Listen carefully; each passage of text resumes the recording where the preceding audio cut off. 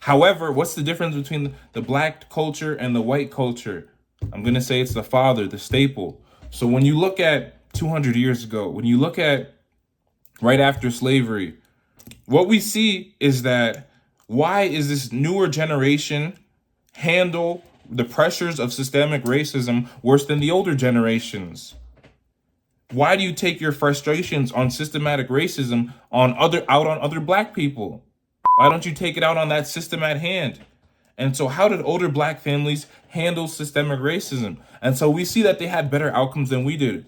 I'm from New York. In Central Park, there was Seneca Village, an all black town. In Oklahoma, there was Black Wall Street, all black town. Both of them got burned down, but they had the fathers intact. They put their money together. They built communities. What we don't talk about is how crime is normalized in black communities. The father has been systematically removed. You say by white people, it's not. It's by the same people who own the record labels, your music. It's not white. Them boys with the little hats, yes.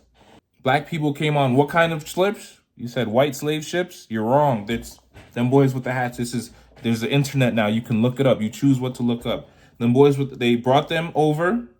The black dollar was circulating. Guess who loves dollars? Coins.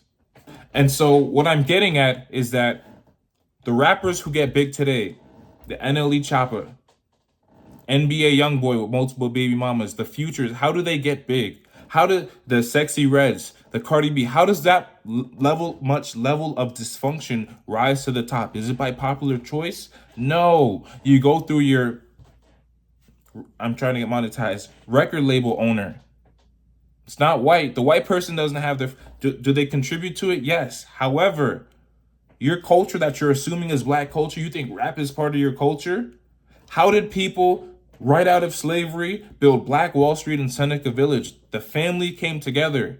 They wore suits back then. This whole quarter zip trend, quarter zip and matcha, people used to dress well. People used to get highly educated. They used to carry themselves a certain way. Your family name meant something. They systematically removed black fathers from the household. Them boys who control the money, who Democrat, Republican, your tax dollars go to, male, woman, your tax dollars go to, they systematically led the feminism movement because they own the media. We see the corn companies, they have the blacked, and it's being pushed by, and who just bought, all your social media is owned by, so they are pushing out dysfunction.